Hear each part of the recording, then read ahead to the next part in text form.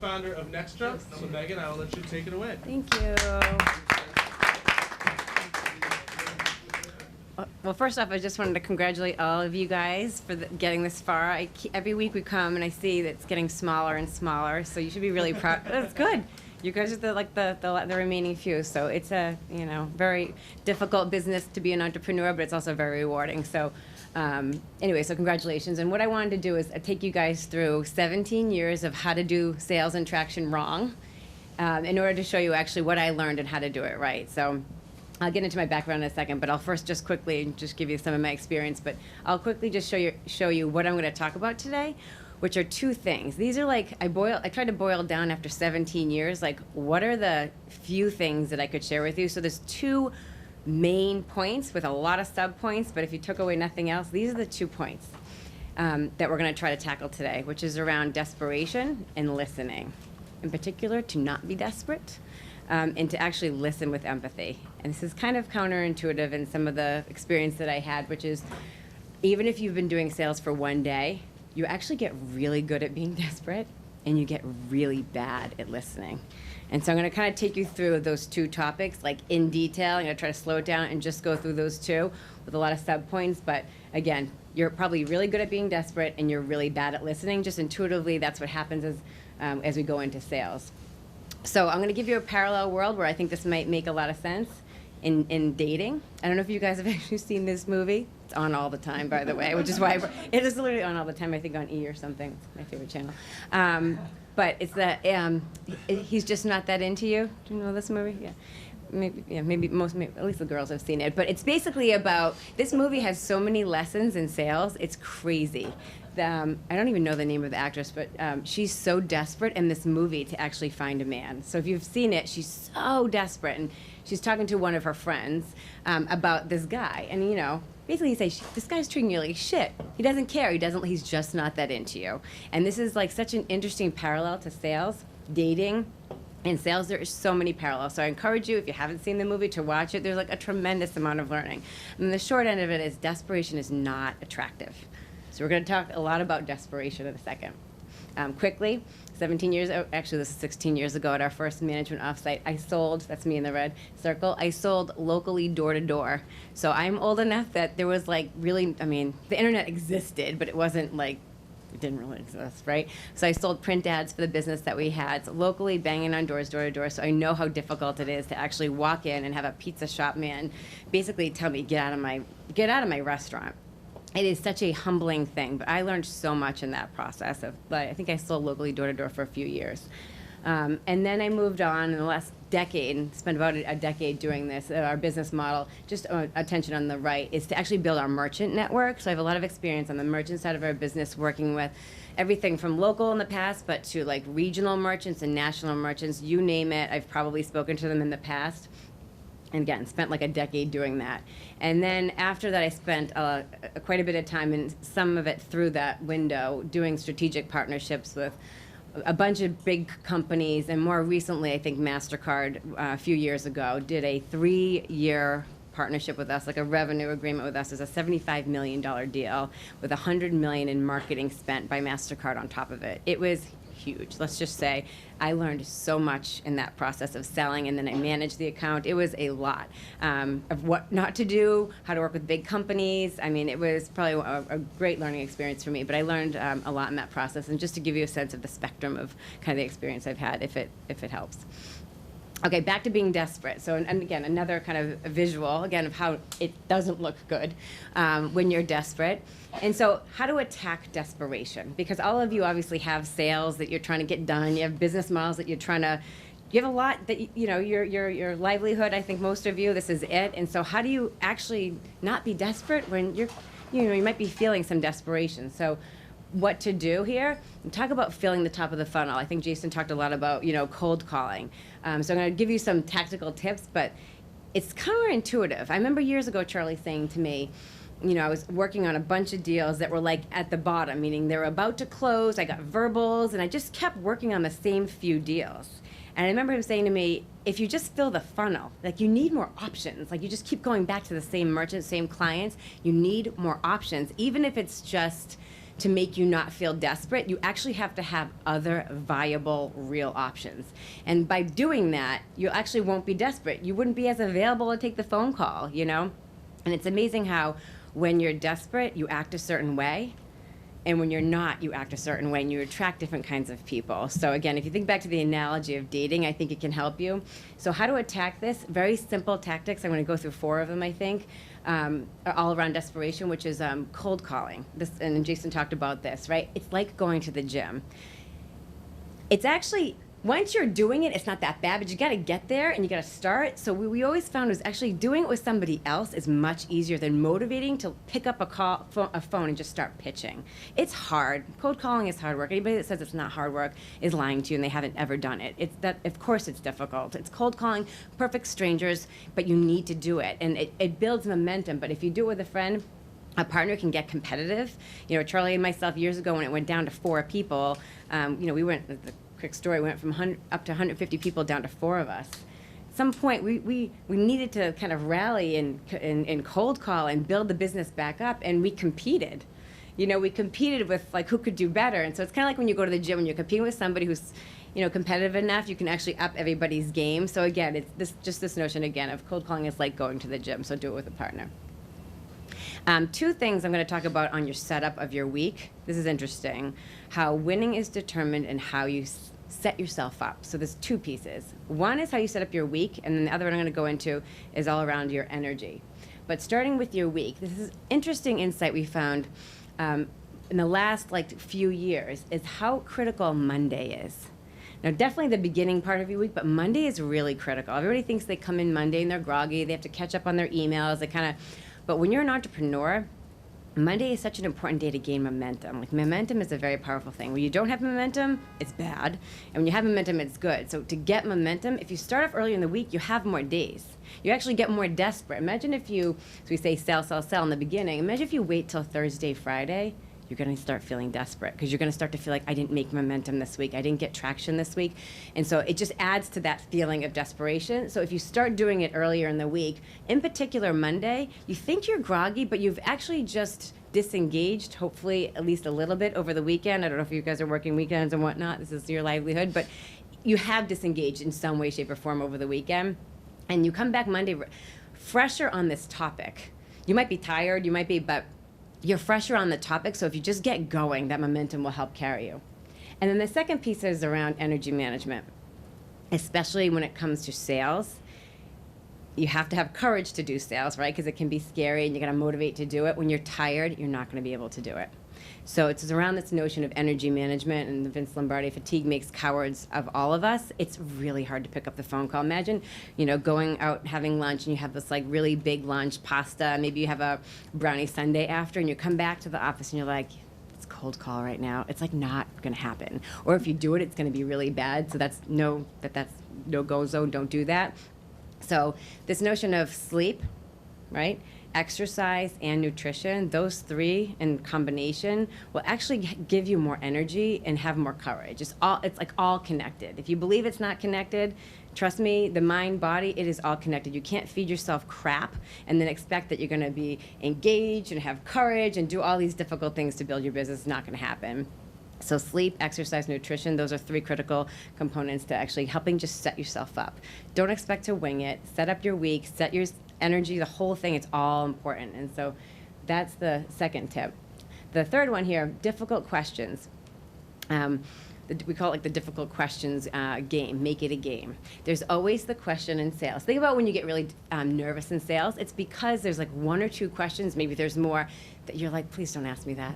Like, you're in the pitch and you're like, please don't ask me that. You know, for us, maybe for years ago, it would be, you know, can I come to your office? Like, God, no. It's like we have 3 people. We don't want you to see. You know, and it's like, but if you don't practice it and prepare, you're winging it. Like, why would you do that? You actually get to a point if you do this and you're writing it down and you're getting really good at it and you keep iterating on it every single time, and ideally you do it with a friend or a partner again as well, that you're both attacking it. And our CEO, Charlie, and I still do this. If there's something difficult, we just get really good at responding to it. And we'll iterate. I mean, for example, what do we do as a business? It's been a hard question for us. It's complicated. Over 17 years, we sit down, we try to get better at explaining what is that simple answer. You have to do this, and the point is, do not wing this. Don't wait to get punched in the gut. And then you'll get to a point where you like getting the difficult questions. You're like, I haven't heard that one before, thanks. Like, you'll get calm. You know, you're not calm when you know there's a ton of questions that you just can't answer or you're afraid to answer. So difficult questions are really critical, like initiative. This last one here is pipeline. A very simple process of recognizing that you're gonna do worse before you get better. So don't start with your most important clients. So for us, I just put an example here of for our employer clients that we have that we pitch. Size of number of employees in the company is important to us criteria. So we start with the C's. We start with the company who has 5,000 employees versus MetLife who maybe has 50,000 employees. Don't practice on MetLife. Practice on BlackRock. Maybe there's better examples down below, but don't practice on MetLife. That's just being stupid. Don't do that. Start with BlackRock. Work your way up. You go through the difficult questions on the C's. You eventually get to the B's. By the time you get to the A's, like, you're feeling good and you're prepared and you're more ready than you were when you were down here. So you can afford to lose some prospects. You have to have that C list, even if it's like, I remember we would call any merchant and just start pitching the operator. There's like operators back in the day, right? It's like you just pitch them because you just need practice. Recognize that you need more practice. Start from the C's and go up to the A's. And all this to say, this is all within the desperation, attacking desperation, there's something that I thought was a really cool thing that we found years ago. The psychologist, John Burns, asked this very simple question: which comes first, motivation or action? And the point was that the most logical choice is you would say, that motivation comes first. I gotta wanna feel like doing it. And then I'm gonna do it. Then I'm gonna act. And it's totally not true, right? Action comes first. I think the best example I have here is going to the gym, just another physical example. You may not feel like going to the gym, but when you get to the gym and you start working out, even if you just start moving your feet, whatever you end up doing, music, whatever it might be, it's amazing how that creates more motivation for you to do more action. The more action creates more motivation, and there's actually a chemical released in your body, oxytocin, that actually makes you start to enjoy exercise. It's a chemical. It's actually going through your body to make you happy and make you feel good. That's what happens even in sales. When I started doing sales, trust me, I did not like it. But the action of doing it, I started to like it. I was like, wow, once you start doing it and you start getting good at it, of course you're gonna like it. But the point is, you're not gonna just feel like maybe cold calling on Monday, but start doing it and then it'll actually get easier. Okay, that was the whole first section. The second section, I think is really counterintuitive when it comes to sales. When you think about sales, you think about pitching, right? It's like the most pitching sales, but it's so counterintuitive, but I've learned that it's actually about listening. And I have a ton of tips in here actually of how to listen better, because listening with like true empathy of what the customer needs or the person that you're pitching, to really listen, you really have to engage. I mean, it takes a tremendous amount of energy to listen to somebody else's problems, somebody else's issues, and try to help them. And what I heard years ago from a CEO of an agency, he said, people actually buy with their heart and then they back it up with their brain. Meaning, people buy, they'll use that term, it just feels right, or like I feel it in my gut. Your gut and your heart is not your brain. It starts with that first and then it goes to the brain. So it's like, oh, I like this marker, I like it, I like this color green. And then you'll say, it's about $3, is that the right? And you'll like logic out the ROI.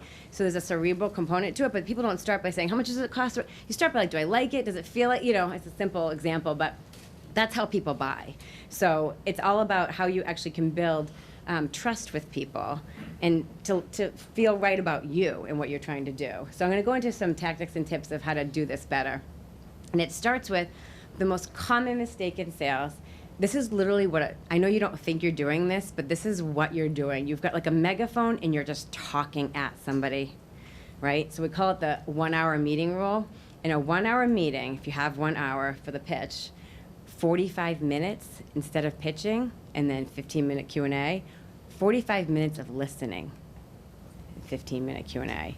If you do that well, if you actually listen and you are engaged about their problem and you're trying to solve their problem, 15-minute Q&A of your pitch or whatever you need to do, the sale is won. Like the sale is won. It's a longer game. It may not be right in that meeting. It's coming because if you actually have listened to them and they are like, wow, they understand, you're going to get the deal. But you go in and you start pitching, I'm the smartest person in the room and I want you to know. Trust me, that's how it comes off. That's not attractive. They don't like that. So just this 45-minute, reverse it. 45 minutes of listening, 15-minute Q&A and pitch. The second tip here is know the problem. The problem. Whatever they're, what is the problem that that person has on their desk today? Or if it's a consumer, what is the problem? Understanding the problem. I remember Charlie, our CEO, said to me years ago, I have written down notes from like 10 years ago, and I remember stare at it and be like, what is he talking about? The problem is the solution, Meghan. What? The problem is the solution. And I would like read it over and over again. I'm like, what is he talking about? And it took me a long time to get that. Like, if you actually understand the problem really well, that is the solution. So to give you an example, imagine if you want to lose weight or you want to get healthier physically, right? You actually go to the person who knows the problem, right? So there's a woman here that works here. She's very, very fit. She's gotten very healthy over the years. I one time asked her, I said, like, what do you do, Nicole? Like, what do you do to stay healthy, to get fit, nutrition-wise? And she said, Meghan, it's 2 things, simple. Do not drink your calories, because you'd rather eat your calories. And number 2, to fill yourself up, eat a lot of healthy fats. Avocado. So if you're eating your salad, as much avocado as you can get on there. Sandwich, put as much avocado, fill yourself up. And I remember thinking, that is like genius. And I followed, that's genius. But it's because she knows the problem so well. She started talking about how it's so hard, you know what I mean, to actually stay fit even on the weekend. So this is what we do on the weekend. Like, you go into detail. And like, once I heard that she knows that problem really well and she's tackled it, and I was like telling her more about my problems. And that's what will happen with your clients. They'll tell you more about the problem. Like, oh my God, she's the resource for health and wellness, or she's the resource for kids' character development, or for food, whatever it might be. And so that point of knowing that problem. And this is what you talk about, right? So the 45 minutes that you're listening, you should be talking about the problem, getting really curious about the problem. Case studies of success and failures. What are they really thinking? What are the issues? This is something that I think people struggle to actually put this up front, but talk about where the product doesn't work, who the product doesn't work for. When you do that, they start to believe that the product who the product will work for, right? So it's almost like if you go to a restaurant, have you ever asked like the waitress, what's good here? And they say everything is good here. And you're like, really? But when they say to you, actually, you know what, these are the best ones. And they'll even say sometimes like, not this, not this. And then you're more willing to believe they're giving you the right ones.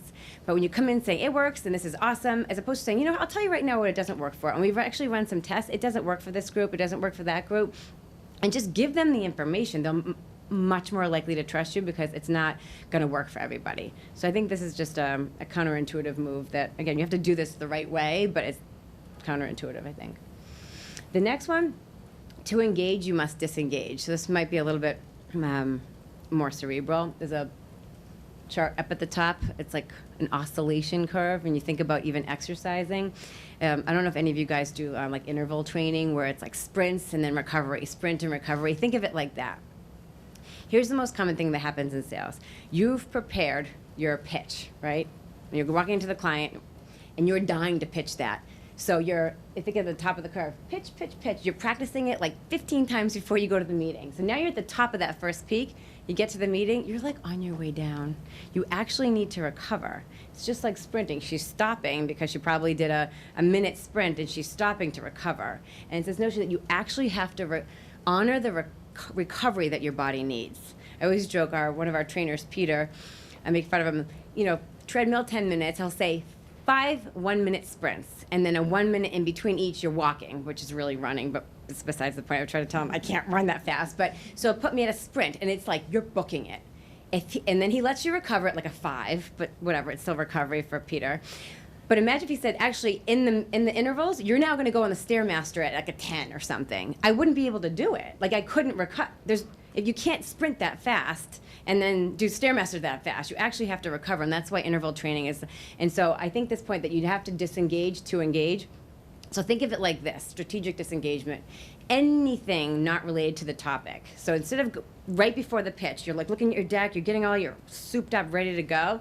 Think about something else, whether you take a walk, whether you go have a snack, whether you talk about something completely unrelated in your business. Like, anything else that's not what you're about to pitch right before you go in. It's amazing how much more calm you are, how much more energy you have, as opposed to, I think everybody makes this mistake. You're so engaged in what you're about to talk about, and then you go to do it, and you're like on your way down.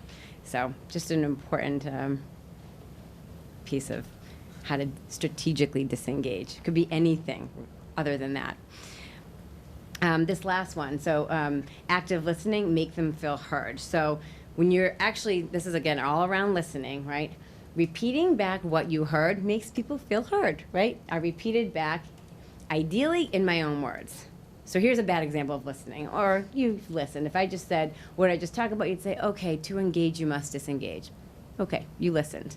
But if you repeat back what you heard in your own words, that's when somebody feels heard, right? So you might say, God, you know, like if somebody said that to me, I might be like, God, you know, when I'm at work, I'm really engaged at work, and I use my commute on my way home to disengage so that I can engage with my kids when I get home. Like, yeah, you totally get it, right? It's like an example. And so that's when people feel like, oh my God, she gets me, he gets me, and they start sharing more with you. And so that's how you fill up that 45 minutes. They're like, oh my God, they know about this whole topic, this is amazing. And so then when you start, they say, wow, you just know so much about this. Imagine if they're like, Vinny, God, I didn't know you know so much about food. And then you say, well, actually, we've just been written up here, and we got some press here. And they're like, wow, good for you. It's like icing on the cake, right? Versus if you go and you're like, I'm going to tell you, you know, all the creds that I have.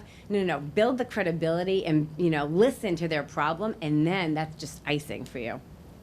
Curiosity is a muscle. I think this is an important one. This is something that you can learn to do really well. For those of you who are married or dating or whatever, get curiosity. I mean, there's people, well, I'm not curious, I'm really quiet, I'm whatever. Complete bullshit. You can actually get curious. You actually have to practice it everywhere in your life. Like, you have to practice. This is like a muscle. So if you're like, I'm a product guy, I can't do it, you have to, right? If you're building your business and you're an entrepreneur, you have to do this. So, and everywhere in your life. So exercise the muscle. You can do it and develop it. The final point I was going to make, go for love in marriage. It's all about the long game, not one night stands. This might feel a little inappropriate, but I think the dating analogy, as an entrepreneur, I know there are short-term things you have to do. Like, there are like deals you have to take, there are shortcuts you have to make, there are things you have to do. But remember, it might feel good in the moment, but it is not a sustainable strategy to build your business. Go for marriage, what they call the long game, right? You're gonna be in a much better place, right? See, he's like, oh, this is a bad decision. So don't do that. We've done stuff like this. It's not good.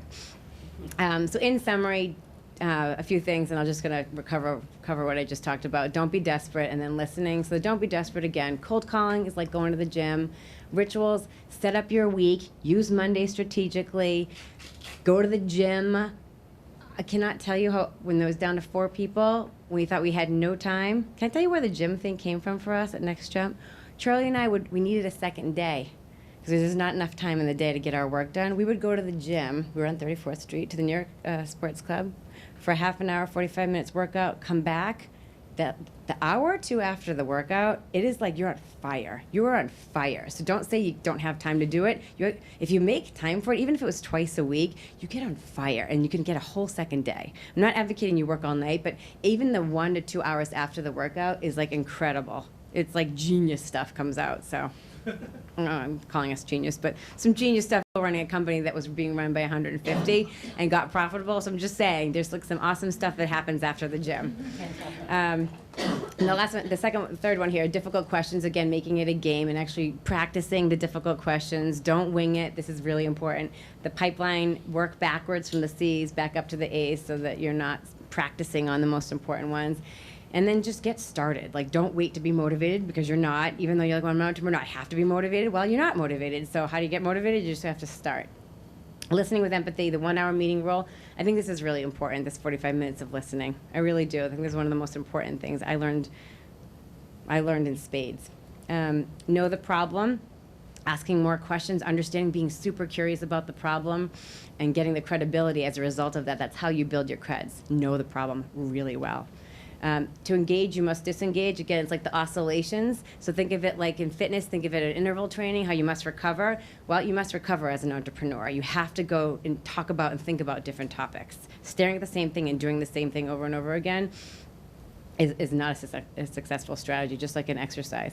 And then active listening, making them feel heard. Again, think about all the things that make people feel heard when you repeat it back in your own words, when you give, oh, I know what you mean, and you talk about your own situations that are very similar to that. They say, oh my God, they really get me, and that builds up your credibility. And then go for love and marriage. No one-night stands. It's not good. That's it. Okay, thank you.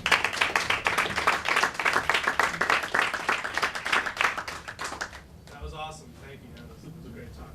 Let's open it up to Q&A. Who's got a question? Come on, guys. Friday. When you're really early on, like I'm not being primarily a one person doing the vast majority of the work thing, how do you manage the